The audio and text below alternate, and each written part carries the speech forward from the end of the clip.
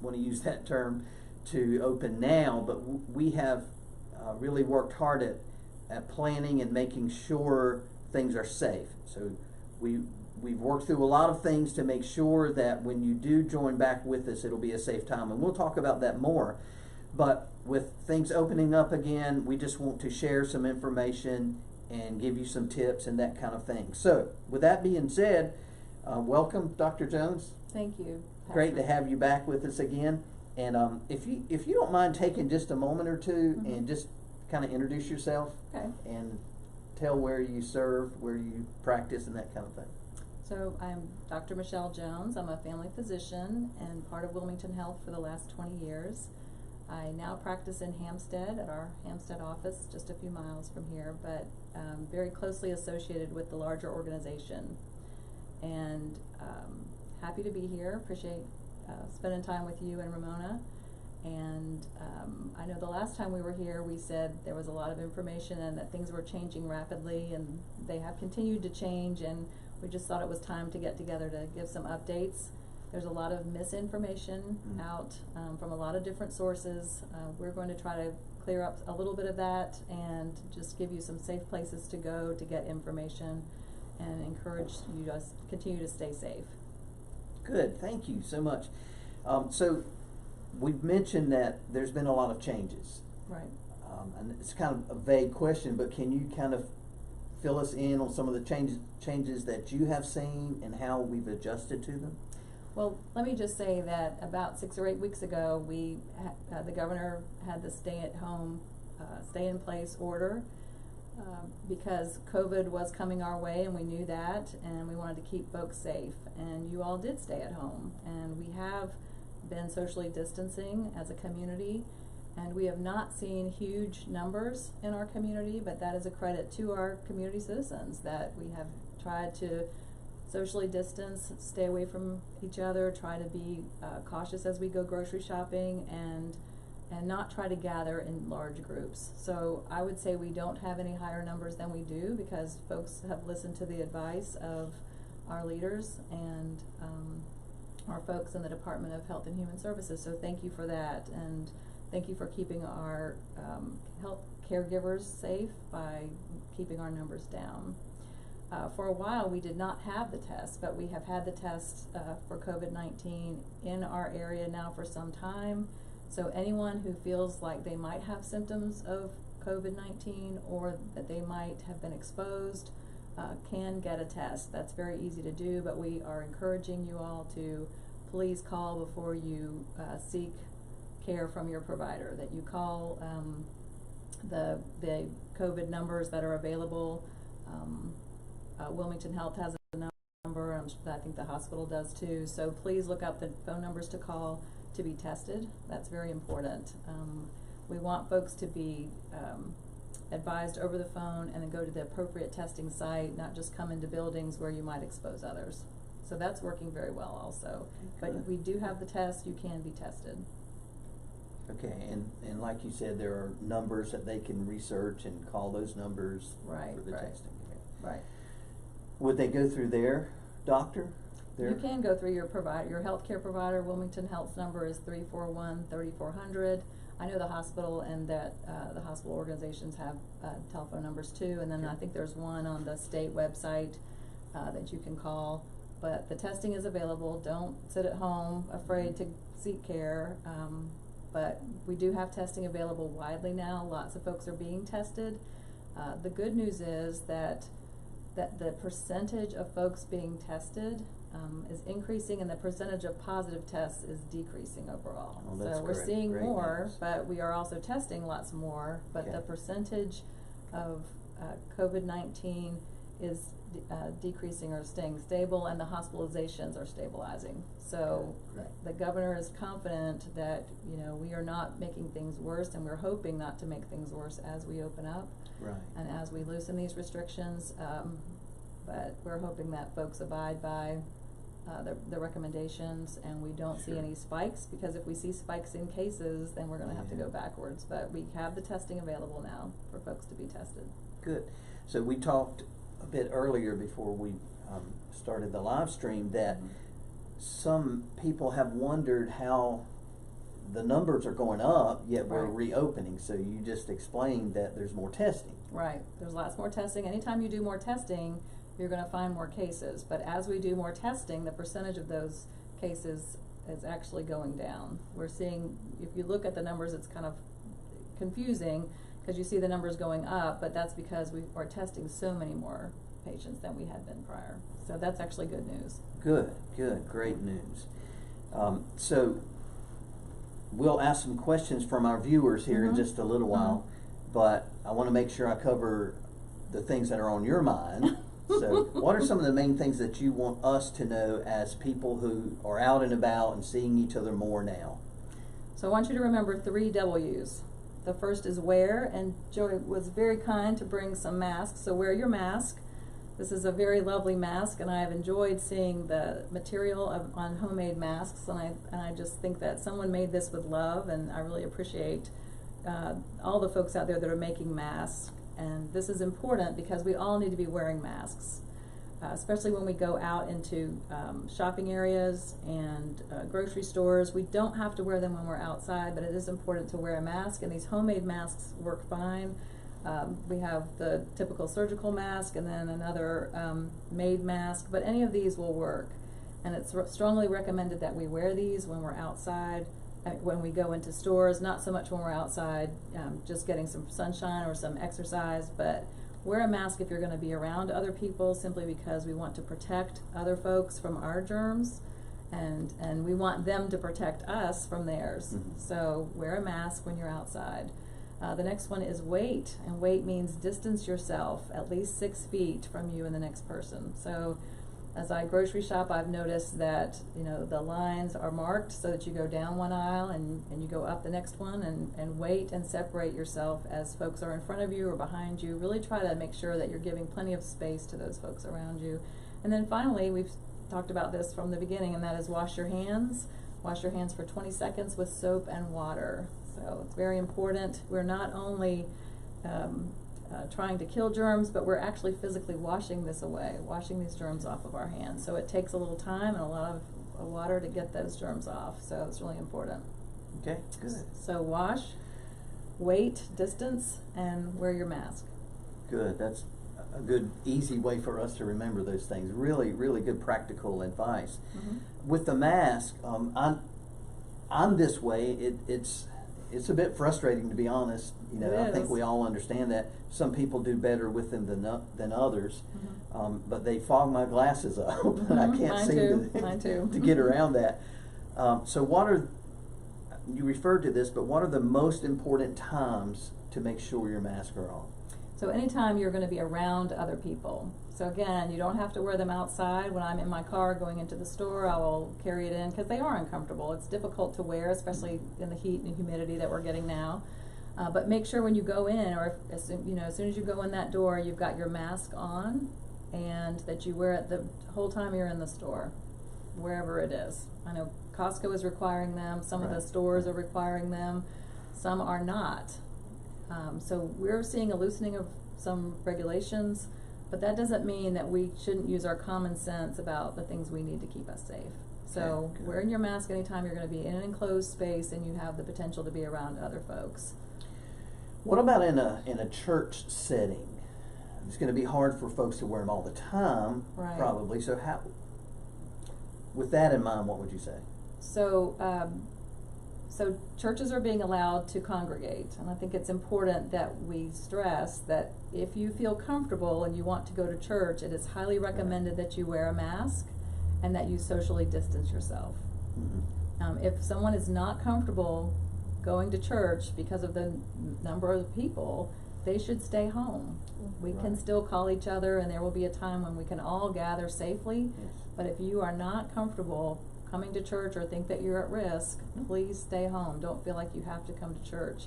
Joey, we know from the times of the Hurricane Florence that God is with us, and He's between us, and He surrounds us even when we can't be in the building. We spent a year in different places trying to get this building rebuilt, and we can worship outside of church, and we can worship at home, we can worship on the phone. We don't have to be in one building. So anyone that's not safe, doesn't feel safe, should stay home. The other thing is, it is strongly recommended that we wear masks when we come into church. Now, it is not a requirement. Nobody's going to haul you off if you don't have a mask.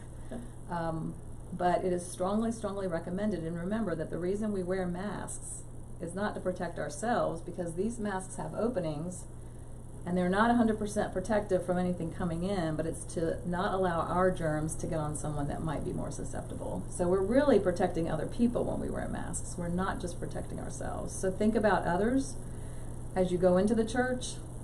We should be thinking about others anyway. Correct. But think about others and wear your mask for other people, not for yourself.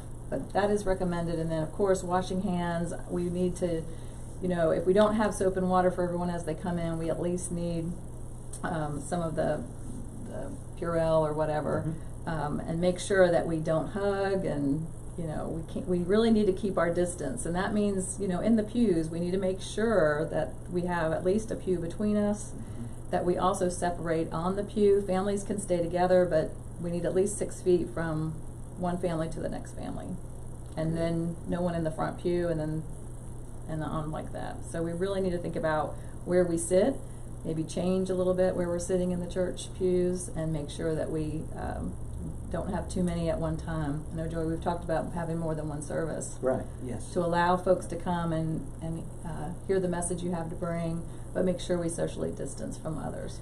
Great, really good advice. So I hope that our folks in our community really hears that and can take that to heart. Right. You mentioned the hand sanitizer. Right. So I know with washing your hands with soap and water, that's obviously best. Right.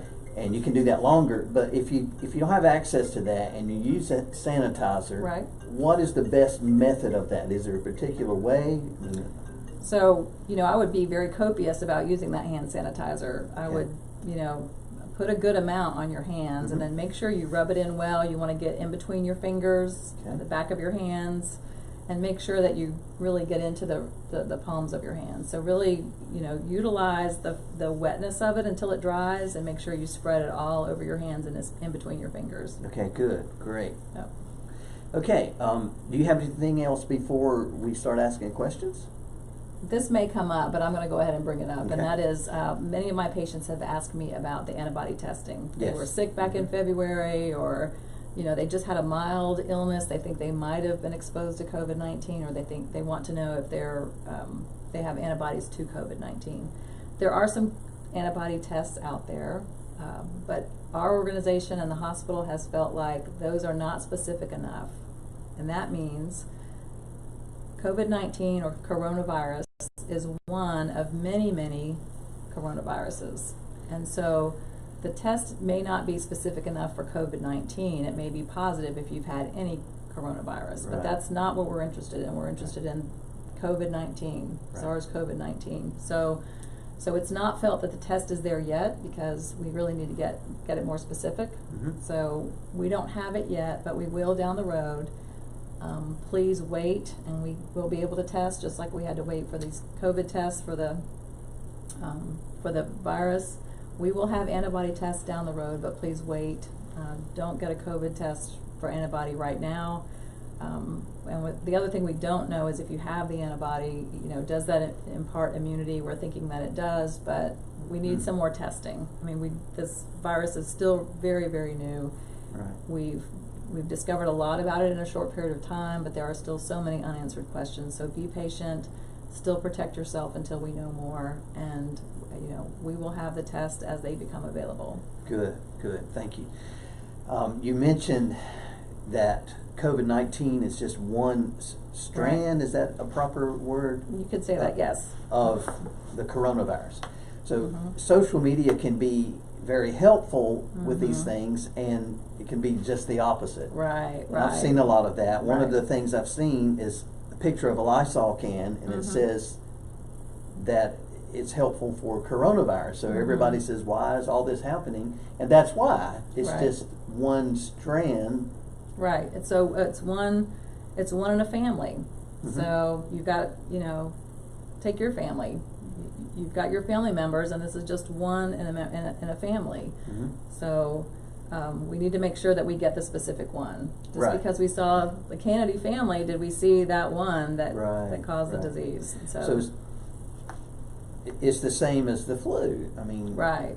the flu shot is for a particular So it's complicated, strain. Joe. Yeah. we I don't try wanna to get too we try to complicated. cover it, but there's lots of Yeah. strains, and the flu mutates, as does Yeah. this virus. So we see changes all the time Okay. in this virus and how it looks. So, and the flu is the same. And we try, we have a vaccine to flu, Right. to the strains of flu we think are going to be present in that flu season, but it's not always 100% because the flu does change midstream, and we try to stay ahead of it, but we don't have a crystal ball. So, Okay, and another thing I've seen that I think has caused some problems with some folks is another picture of a box of masks that Right. says will not keep you from getting Right. COVID-19. Right. Therefore, they say don't wear a mask, but that's not the purpose of wearing a mask. Right. You've Right. already mentioned that, Right. but it may be good to reiterate. right. So again, because these masks are not sealed around your mouth, Mm-hmm. and they don't keep out everything. I mean, those N95 masks are what the healthcare providers are wearing in the hospital, and it really seals Okay. the area around the mouth and the nose. Right. The shields are also being used because we think that it could enter our bodies through the eyes, and if we're rubbing our eyes because we're tired, that's Mhm. another source of entry. So it's important that if you're in the hospital setting, you wear something really more tight to prevent it from getting in the nose or mouth, and that you wear the shields. We don't have to do that Okay. because it's felt like if we keep 6 feet away from us and the next person, Mhm. we're not at risk for getting it that way. But we don't want to be spreading our germs to other Right. folks, or rubbing our faces. I've heard that wearing a mask also tends to keep you from putting your hands on your face, and we're all Sure. guilty. Yep, We we are. do it, and I'm terribly guilty, and I forget about it. But if we have a mask, we're less likely to be touching our face and then touching doorknobs or whatever Right. else there is to touch. Good. Well, thank you for clarifying that, because these things on social media, people pick up on them and here they go. I mean, we all understand that. Right. So, if we see folks not wearing masks, that's their choice. Right. But we need to really make sure we're distanced from them. So. Okay, good. We're starting to get some questions. Okay. One has to do with masks. Okay. And I've already asked you, my frustration with wearing them is that Sure. it fogs up my glasses. So really the only way around that is to have one of the masks that you referred to, the N95 masks. Right? If you can so I wear glasses too in the office, and if you can mold that wire Right. really close to your nose and up under your glasses, Right. that helps. Okay. But it can still fog up, especially as hot as it is, so Right, and as humid right, as it is. right. But if you can try to really get that mask kind of tight up under here, it can help. But it does it. Yeah. It's gonna fog it up sometimes. Just one of those things we'll probably have to endure until it's... Yes. Yes. Okay, I had another question from Paula. How long Mhm. does it take results to come back? And I'm presuming that's... Right, results of the COVID-19 Yes. test. So I cannot give you a 100% Okay. blanket response. Surprisingly, the tests are coming back in about a day or two for us. Oh, nice. But it really depends on the lab, where you have it done, and where the testing is being done. So if there's going to be a transport from the site that you have the swab to wherever the testing is done, it can take some time and it can be a delay. I'm impressed that it is coming back in about 24 to 48 hours for us, but it really depends on how far that test tube has to travel and Okay. how many test tubes they're testing, and then they are verifying the positives. So it can take a while. In fact, as I look at the North Carolina Department of Health and Human Resources, they are giving a window of about 7 to 10 days. So some of these tests can take that length of time to come back, but that is not what I'm experiencing in our community. Okay, good. That's good to know for our local folks anyhow. Right. Good. So if you're local, Paula, maybe a couple of days. Right. All right. Another practical question about the mask. What do you do with folks that can't breathe well?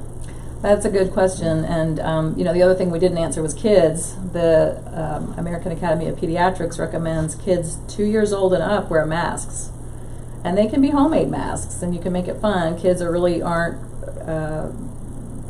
liking masks too much. They want to pull them off sometimes, but sometimes they think they're fun. So right. Superheroes sometimes wear masks. So it can be fun, but the mask is important. And I'm sorry, I forgot the first part of this. I wanted to not miss the kids. What was the not first part? Breathing well. Oh, not breathing well. So it's recommended that if kids have asthma or have difficulty breathing, or even adults, that they not wear, if they can't wear it for some reason health-wise, that they not wear it. If it's going to compromise your breathing more to wear the mask, it's recommended that you not wear it. Okay. But again, if you're having difficulty breathing through a mask, you're probably more susceptible and probably should really be quarantining yourself at home until we really see much less of this in the community. James here says he can't wear a mask because he can't breathe with congestive heart failure. So he's going to have to make some decisions to isolate more. Right, or at least have someone else go shopping, or maybe have his groceries delivered. There is that opportunity for folks to have their groceries delivered, or if he has a neighbor or someone that could deliver for him. Right. Okay. That would be good. But I probably wouldn't recommend he go grocery shopping if he has some of the risk factors and is a more high risk individual. Okay. Keeping with the theme of groceries, Miss Norma says, is it necessary to wipe your groceries before putting them away, and also changing clothes after being out in public?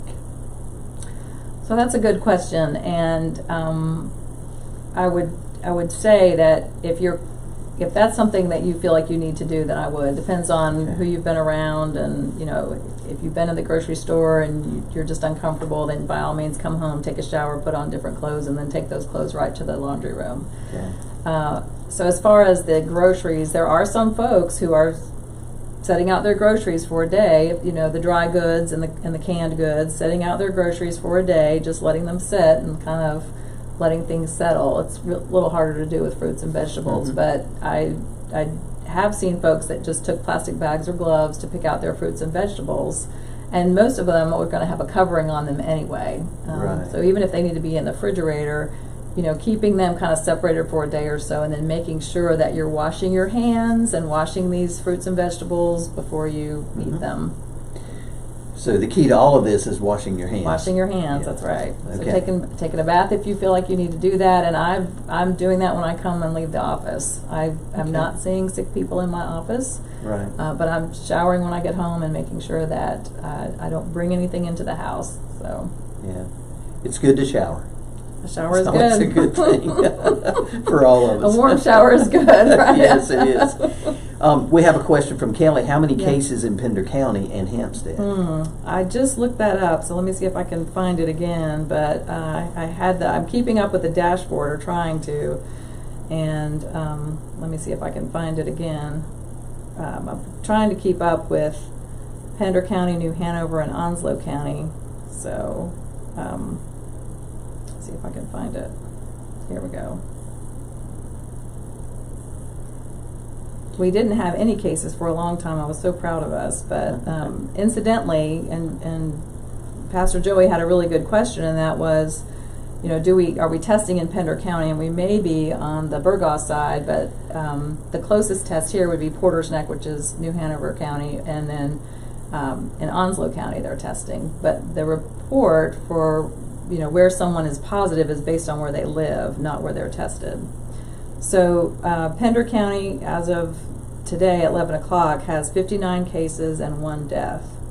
So I can't recall if that's a lot over this course of this week, because I don't know that I've checked it every day, but it is slowing the number of cases. Okay. And fortunately, we have not had significant deaths. In our county, we just have had 1 death, and I think that was over someone from the prison. So okay, interesting. And certainly folks who are in nursing homes and areas where folks are living close together, and they're much more at higher risk. Okay. So we need to really be careful not to go visiting those folks. That's why the hospital is not allowing visitors. The nursing homes, are not allowing visitors because we don't want to take anything in to a group of individuals that Sure. really can't get out. So we need to abide by those, respect those rules.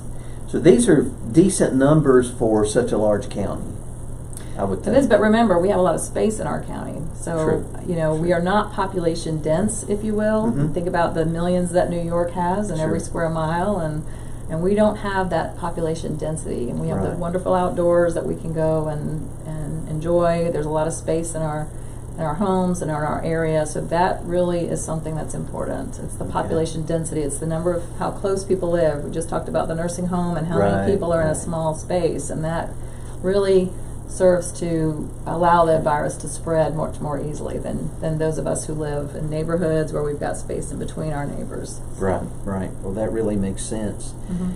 Which is important when we're talking about regathering in churches. Right. As long as we do it well, Right. wisely and well. That's been our mantra this week. Do it wisely and well. And because obviously, when you bring those larger numbers together, there's more of a possibility. Right. So when you have your usual crowd on Sunday morning where everybody's packed into the pews, Mhm. we're putting each other much more at risk. Okay. So as we come back, we really want to do it gradually. Right. So- Okay.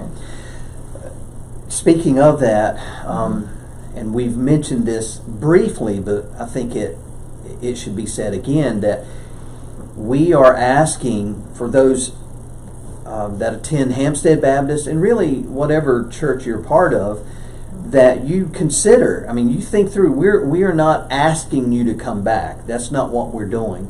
We're giving the opportunity for you to come and gather again. So if you're at high risk in one of the high risk categories, and Right. Dr. Jones can clarify that more in just a moment. But if you're in one of those categories, you may want to consider just waiting. So we're not putting any pressure on you at all to come and join us. The opportunity is there, and we'll do it the best that we can. Mm-hmm. But you don't have to be here, so just think through that on your part. And you'll know, I think, Right. each person will know. Right. So remind us again what those high categories are. So the High high-risk risk, individuals would be those with chronic medical illnesses, including high blood pressure, any kind of lung disease, diabetes, obese people, folks that are very heavy are much at risk. Mhm. And then, as I said, those with that have had an accumulation of birthdays. The more accumulation of birthdays you have, the more higher risk you are. So I know a lot of us think that we're young, young in spirit, young in heart. But if you feel you have an accumulation of birthdays, and I'm going to say people over 50, and that would include me, but we're in a more high risk group than someone that's 20 to 40. So those folks, anyone who, like I said, has difficulty breathing and then has chronic medical problems should really think about whether or not it's worth it for them to come into a group. Right. Incidentally, the governor has recommended that if you're going to gather on the inside, it's not more than 10 people. Now they've made an exception for churches, Right. but be careful about gatherings inside of more than 10 people and outside more than 25 as the governor opens up with this phase 2, modified phase 2. It's no more than 25 people outside, no more than 10 people inside. So this is really an exception to be gathering at church. Yeah, We it just really need to be is. mindful Yeah. of coming close together, and if we're going to do it, we do it using our wisdom and Right. and our common sense. Yeah, we've been given this exception, regardless of how it happened. It has happened, so we don't need to abuse it. We need to Right, be very right. wise in how we do it. Exactly. Right. Exactly. This is probably not a fair question to ask you because I was just told about it today, Mhm. but a report has been put out that the virus is not living on flat surfaces as long as they thought it Mhm. did, or maybe not much at all. Do you Mhm. know anything about that? I don't know about what the study said today, but I was surprised that there are some studies that show that this virus can live on artificial surfaces like plastics for several days. Oh. So, and I think more studies need to be done to really determine this. There's a lot of misinformation, like you say, a lot of, but we just need to assume that it's going to be there for at least 24 hours, if not more. If we go under that assumption and we're washing our hands and making sure that we're, Sure. peeling and wiping things down, then we'll be safe.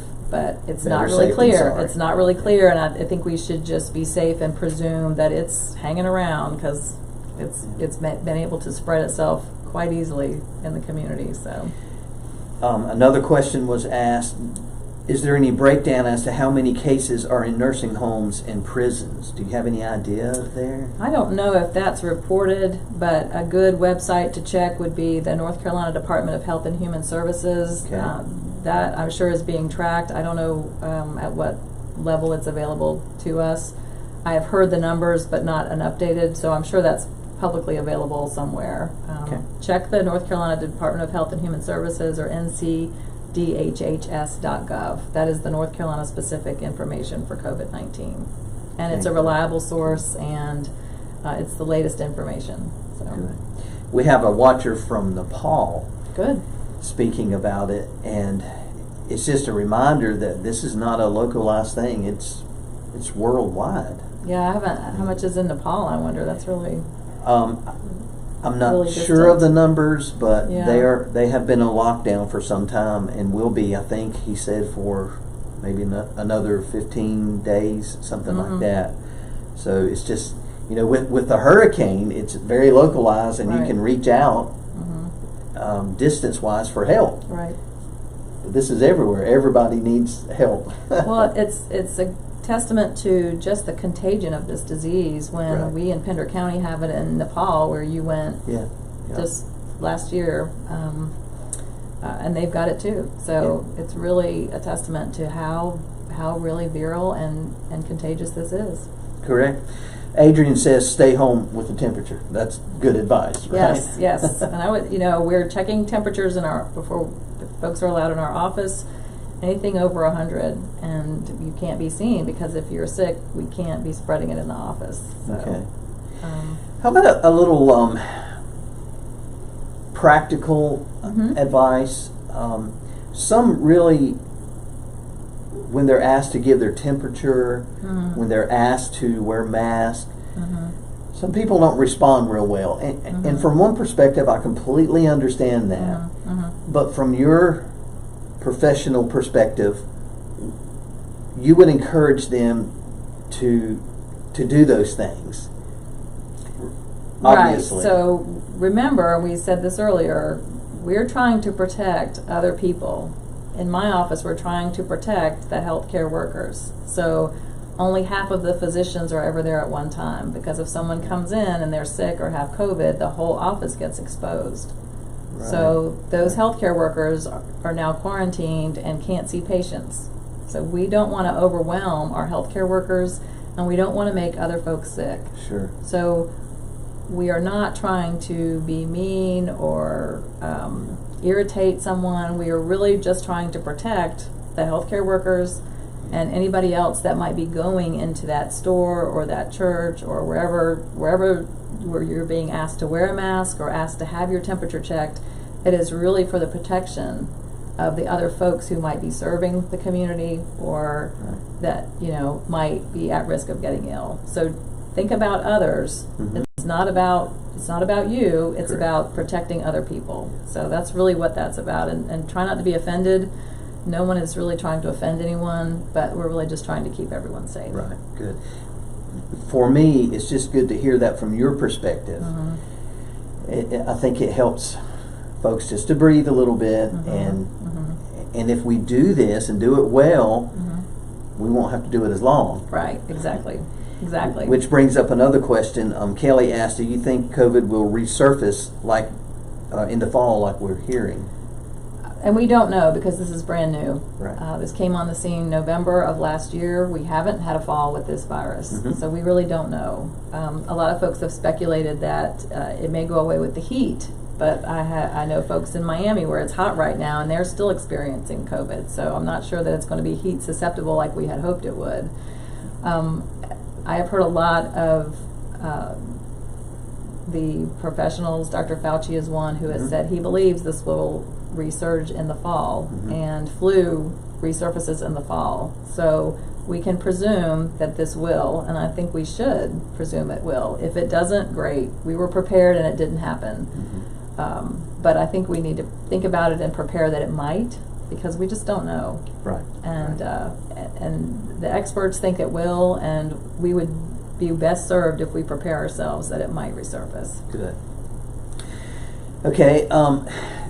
Mary asked, so if I go to the doctor sick and I have a fever due to something like an ear infection, will the doctor not see us? We are asking that you not come if you are sick with an upper respiratory tract infection, that you call, at least at Wilmington Health, it's 341-3400. Okay. If you're not having any signs of COVID-19, we can still see patients, and I would encourage patients to call their doctor if they think they need something, or if they're feeling ill. Don't sit at home and not be taken care of.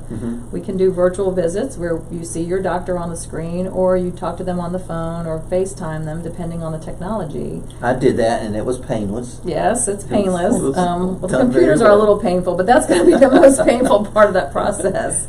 And you can be tested for whatever we think that the problem might be. So, but we just really want to keep folks socially distanced from others, and certainly anyone that might be sick, we don't want them spreading it in the office. So please call your doctor if you feel you need to speak with your doctor. Don't delay your care, but do it safely and make sure you call first. Okay, good. Because we want to take care of you, but we want to do it safely. So if you're not sure, just call. And I'm glad she asked that, because I have known folks who were sick in other areas, and they just hesitated to even call. Right. So, don't hesitate. I mean, the doctors want to hear from you if you need them. Sure. But make sure that you call and get the appropriate care in the appropriate way. Okay. So good. Don't delay, but even if you're worried that you can't work a computer, we can talk on the phone, and we can find out a lot talking on the phone, and we can give advice. So good. Everybody's had to customize the way they do things, and I've seen the medical field do this beautifully. So I really have. So it's been encouraging to me. Well, there have been some good things about it, and my hope is that we can transform the way we deliver care and not be dragging folks into the office just to see the doctor, that we provide care in different ways with different modalities, and this has demonstrated that we can do it. So. Okay, good. Okay, we don't have any more questions at this point, so feel free, folks, to ask. You know, I'm sure that people have listened, they've heard the news, they've read a lot, so a lot of these questions have been approached, but as we regather, it's good to kind of zero in on some specific things that we've mentioned tonight. Right. So we don't want to slack up right now. Right. We want to be diligent and carry through with these things. Right. So one of the things we might talk about is the governor has recommended a phase 2 as of 5 o'clock tomorrow night, Friday night, the 22nd. Because we are stabilizing with the number of cases, he and the department and the secretary, Mandy Cohen, feel that it is safe to ease some of the restrictions. So some of the things that we will be allowed to do is that restaurants will be open at 50%, and that means socially distancing in the restaurant. Obviously, it's difficult to wear a mask in a restaurant, but your server might. So don't be surprised if the server wears a mask, and for your protection. And that your tables are separated by at least 6 feet. Okay. So the other thing is, and all the ladies will be glad to hear, that the salons are going to be open, but they need to be socially distanced. So make sure that if you make an appointment with your hairdresser at your salon, that things are clean and socially separated. So the chairs really should not be so close. There really should probably be a space in between you getting your hair done and the next person. But lots of gals and guys are going to be glad to know that the salons are opening up. And those are just a few of the things that are going to be happening starting Friday. But again, we really need to abide by these recommendations. If we don't, we could see spikes. Okay. So let's not gather at the beach with 50 people in one little square of sand. We really need to be making sure, even on the beach, that we're separated from the next family. Okay, good.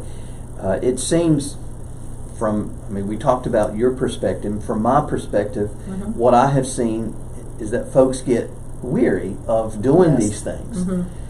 And we all understand that.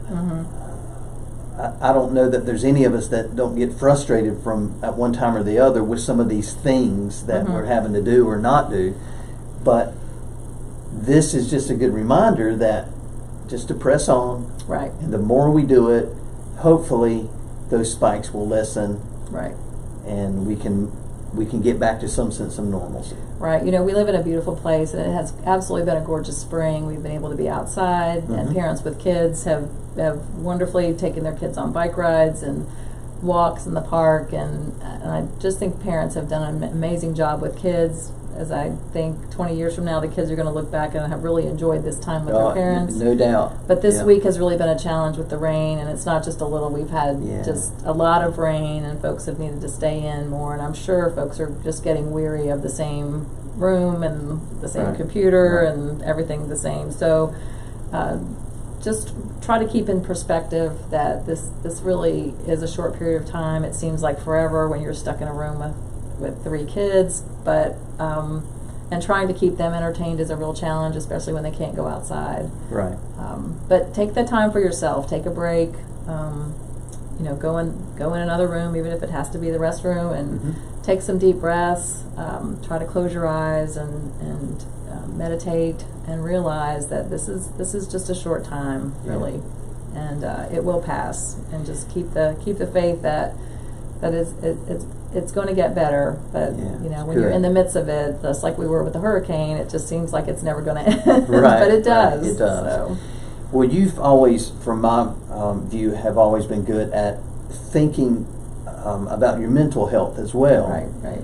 And that's important. Very important. So that's what you're saying. Just make sure, along with the physical aspect of it, that you take that time. Right. I have a little creek boat, and I've been able to go out recently. Finally got it going, and been able to go out, and it's just great. Right. That's the ultimate social distancing. Right. You know? Right. But it's good for the soul. Exactly. So you would recommend that? I would recommend, if you can get outside, that ecotherapy is wonderful. It's really been a challenge this week in between the raindrops, but as soon as it clears, please get outside. If you need help, please ask. A good place to start is your family physician or your internist. But the mental health services are available. They are doing things virtually. There are lots of resources for help, and if you need it, reach out for help. So as my doctor, yes, my physician, you would prescribe that I go fishing at least 2 or 3 times Absolutely. a week? Absolutely, as often as Ramona needs you to go fishing.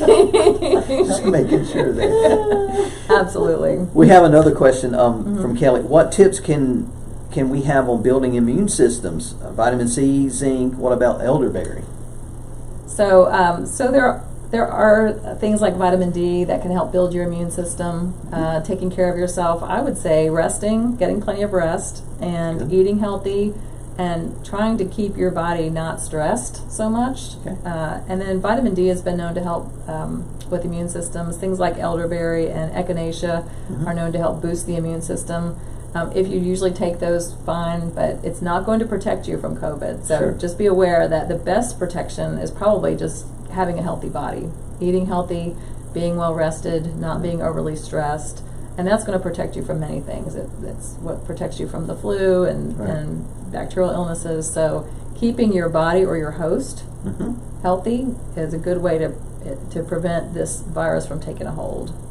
Good. Don't Good. start Good smoking advice. or vaping and Right. those sorts of things. So, if you're usually taking elderberry and that kind of thing, it's fine, but it's not going to protect you.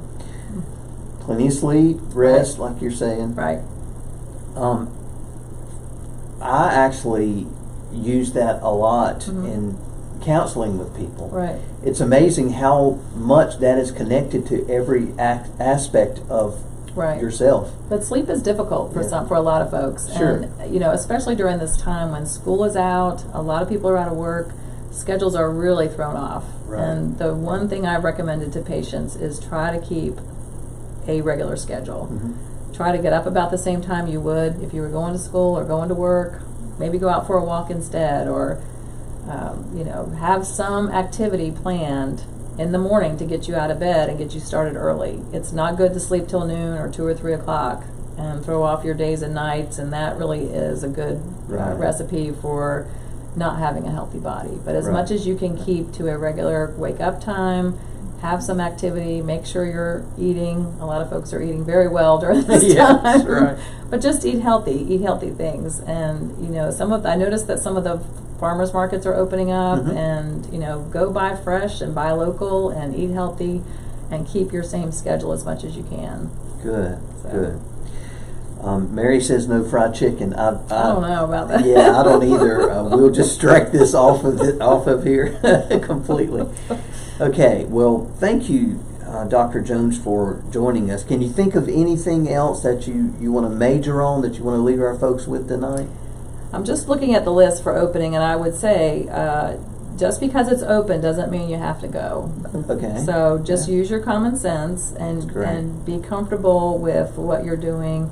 Try to wear your mask if you're going to be, in a public place. Mm-hmm. But again, just because it's open doesn't mean you have to go. And only go if you're comfortable and you feel like you're protected. And you feel like, if you're going to get your hair done, make sure that you feel comfortable going to the salon, and that, that the hairdresser is wearing a mask, and that you feel comfortable going in that place. And if not, we can keep the gray hair a little bit longer. Right. But just stay safe, and I'm going to end with the 3 W's. So wear your mask, wait, so socially distance, at least 6 feet, and wash those hands, and use your hand sanitizer. Wear, wait, and wash. Yes. And really, that is super advice. And if we do those things consciously, mm-hmm. it's going to make a difference. Right. Well, I feel like we already have made a difference in this community and in this state, because we have followed the advice of our professionals, mm-hmm. and I think the wisdom of our governor and our secretary is notable. So. Okay, good. Well, again, thank you very much for joining us. Thank you. And as we look at hopefully reopening this building here on the 31st, that's what we have chosen to do at this time. Mm-hmm. We want to do it well, with wisdom, mm-hmm. and so all of these things that Dr. Jones has talked about will help us to do that in a great way. So thank you for that. Well, thank you for allowing me to come and speak. And if you have questions, feel free to send those questions to the church via the website, and I'll be happy to get back with you and answer those. Great, yeah. Website or Facebook, either one. Contact us in one way or the other, and we'll make sure Dr. Michelle Jones herself will get these questions and respond to them, and so we thank you for that. Well, thank you, Pastor Joey, for really paying attention to this and being willing to give out good information that is sound, and I just pray that we all stay safe and stay healthy. Well, as I've thought a lot about this week as a physician, mm-hmm. and a pastor, our people are what we're thinking about. Right. I mean, we're concerned for them. Right. Their health and safety is in our best interest. Right. I mean, that's who we are. Right.